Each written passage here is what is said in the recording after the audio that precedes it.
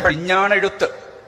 ഭക്ഷണം കഴിക്കുന്ന വെള്ളപാത്രം കഴുകി തുടച്ചുണക്കി വൃത്തിയാക്കി പ്രത്യേകതരം ഔഷധ മഷികൾ ഉപയോഗിച്ച് ഗുരുപരമ്പരകളിൽ നിന്ന് ലഭ്യമാകുന്ന പ്രത്യേക സമ്മതത്തോടെയുള്ള മുളക്കമ്പ് കൊണ്ടുണ്ടാക്കിയ പേന ഉപയോഗിച്ച് എഴുതുന്ന വചനങ്ങൾ അത് പ്രത്യേകമായ വെള്ളത്തിൽ കലക്കി കുടിക്കുമ്പോൾ രോഗം മാറുന്നു, പ്രയാസങ്ങൾ അകലുന്നു, സുഖപ്രസവം ലഭിക്കുന്നു പോലെയുള്ള കേരളത്തിന്റെ പൗരാണിക ഫോക്ലോറിൽപ്പെട്ട കലകളുണ്ട്. ഇന്ന് യഥാർത്ഥത്തിൽ ഇത് നഷ്ടപ്പെട്ടുകൊണ്ടിരിക്കുകയാണ്. അത്തരം കലകളെല്ലാം പുനരുജ്ജീവിപ്പിക്കുകയാണ്. അമേരിക്കക്കാരൻ ഇപ്പോൾ പഠിച്ചുകൊണ്ടിരിക്കുന്നത് ആ മഷിയുടെ കണ്ടന്റ് എന്താണ് എന്നാണ്. കൊളംബിയ യൂണിവേഴ്സിറ്റിയിൽ ഗവേഷണം നടത്തുന്ന ഒരു വിദ്യാർത്ഥി ഇന്നലെ ഞാൻ കാണാനിടയായി. അദ്ദേഹം പറയുന്നത് കൊളംബിയ യൂണിവേഴ്സിറ്റിയിൽ ഗവേഷണത്തിന്റെ ഒരു സബ്ജക്ട് കേരളത്തിലെ ഈ പൗരാണിക ഫോക്ലോറിൽപ്പെട്ട പിഞ്ഞാണെഴുത്ത് എന്ന് പറയുന്ന കലയിൽ ഉപയോഗിക്കുന്ന മഷി ഏതാണ് എന്നാണ്. നമ്മളിവിടെ അത് വേണോ വേണ്ടേ എന്ന് ചിന്തിച്ചു കൊണ്ടിരിക്കുമ്പോഴാണ് ലോകം അതിനെക്കുറിച്ച് പഠിക്കുന്നത്.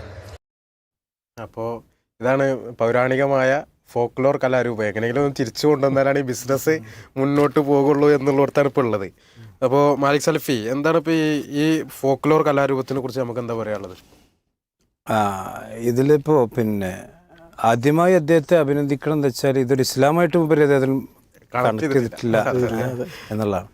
രണ്ടാമത് ഇതിപ്പോൾ നമ്മൾ സാധാരണ ഈ കോഴിക്കോട് അങ്ങാടിയിലും അതുപോലെ തന്നെ കൊണ്ടോട്ടി ബസ് സ്റ്റാൻഡിലൊക്കെ ചെന്നാൽ ഈ പല തട്ടിപ്പ് മരുന്ന് തൈലം വെക്കുന്ന ആൾക്കാരുണ്ട്.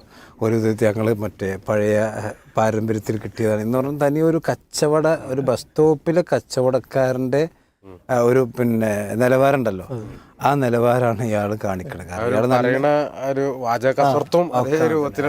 ഇത് മരുന്ന് കച്ചവടം, കാരണം മുടിക്കച്ചവടം നല്ലോണം നടത്തി പരിചയമുള്ള ആൾക്കാരാണല്ലോ. ഒരു പറയും മലമുകളിൽ പോയി ആ വേരിൻ്റെ കിട്ടി അങ്ങനെ പറഞ്ഞുകൊണ്ട് യഥാർത്ഥത്തിൽ ഇത് നമ്മൾ മനസ്സിലാക്കണം. എന്നിട്ട് ഇയാൾ ഇതിൻ്റെ ഒരു പോരിച്ച് പറഞ്ഞെന്ന് വെച്ചാൽ സുഖപ്രസവം, അത് അസുഖം മാറും, എല്ലാം മാറും. അങ്ങനെയാണെങ്കിൽ ഇവിടെ സമസ്ത ഈ ഒരു മഷി മാത്രം ഉൽപ്പാദിപ്പിച്ച് എല്ലാ നടത്തിയാൽ മതിയായിരുന്നല്ലോ. ഇപ്പം ഏതൊരു ചങ്ങായി പ്രസവം വിട്ടെന്നൊക്കെ ആക്കി എത്ര ഇടങ്ങാറൊന്നുമില്ല, ഈ മഷിനെ കൊടുത്താൽ മതിയായിരുന്നു, സുഖപ്രസവം നടക്കായിരുന്നു. മാത്രമല്ല ഇയാൾ പറഞ്ഞത് വെച്ചാൽ ഏത് യൂണിവേഴ്സിറ്റി, കൊളംബിയ യൂണിവേഴ്സിറ്റി ഇതിനെ സംബന്ധിച്ചൊരു PhD നടക്കുന്നുണ്ട്. അപ്പോൾ നമ്മളിത് വേണ്ട. അപ്പോൾ ഇതിൻ്റെ ഒരു ആധികാരികത പറയാനാണ് ഇയാളത് പറഞ്ഞതെങ്കിൽ നമുക്ക് പറയാനുള്ളതെന്ന് വെച്ചാൽ യൂണിവേഴ്സിറ്റികൾ അങ്ങനെ എന്തൊക്കെ പഠനം നടക്കും. ഇദ്ദേഹത്തിൻ്റെ പിതാവ് കാന്തപുരത്തെ പറ്റി എന്തൊക്കെ യൂണിവേഴ്സിറ്റികൾ എന്തൊക്കെ പഠനം നടക്കുന്നുണ്ട്. അതോട് കാന്തപുരം നല്ല ആളാവോ?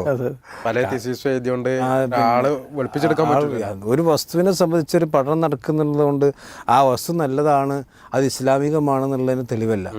മാത്രമല്ല ഇവർ മനസ്സിലാക്കേണ്ടത് വെച്ചാൽ ഇവർ ഈ സമൂഹം സമൂഹം പുറകോട്ട് തള്ളിയ അന്ധവിശ്വാസങ്ങളെ പുനരാരയിക്കാനുള്ളൊരു ഗൂഢമായ പരിശ്രമം ഇവർ നടത്തിക്കൊണ്ടിരിക്കുന്നുണ്ട്. കാരണം പണ്ട് കാലഘട്ടത്തിൽ ഈ പുരോഹിതന്മാർ ജീവിച്ചിരുന്ന ഇങ്ങനെയൊക്കെ തന്നെയായിരുന്നു. കുറേ മൗലൂദ് എഴുതിയിട്ടും അതുപോലെ തന്നെ പിഞ്ഞാണ് എഴുതിയിട്ടും അതുപോലെ തന്നെ മറ്റെന്തെങ്കിലുമൊക്കെ.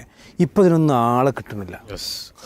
അപ്പോൾ ഈ പഴയ ഇതിൻ്റെ പിരിഞ്ഞ് ഫോക്ലോർ എന്ന് പറഞ്ഞാലും ഹുറാഫാത്ത് എന്ന് പറഞ്ഞാലും എന്ത് പറഞ്ഞാലും ഈ ഹുറാഫാത്തിനെ അതേപടി പുനരാനയിച്ചാൽ അതിനാളെ കിട്ടില്ല.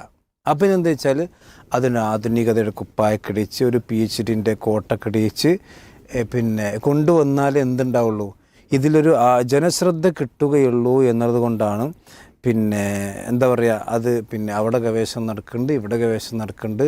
അതിൻ്റെ മഷിയുടെ കണ്ടന്റിനെ കുറിച്ച് ഗവേഷണം നടക്കുന്നുണ്ട്. ആ മഷിയുടെ കണ്ടന്റ് എന്ന് പറഞ്ഞാൽ വെളിപ്പെടുത്തിക്കൂടെ, എന്താ പറയുക കണ്ടന്റ്, അവിടെ മുസ്ലിയാക്കന്മാർ ഉപയോഗിക്കുന്ന മഷിയല്ലേ. അപ്പോൾ അതിൻ്റെ കണ്ടന്റിനെ കുറിച്ച് ഗവേഷണം നടക്കുന്നുണ്ട് എന്നൊക്കെ പറഞ്ഞു. യഥാർത്ഥത്തിൽ ഇതൊന്നും ഇസ്ലാമുമായിട്ട് ബന്ധമില്ല. ഇവർക്ക് ഇസ്ലാമുമായിട്ട് തനി കച്ചവടക്കാരാണ് ഇവർ.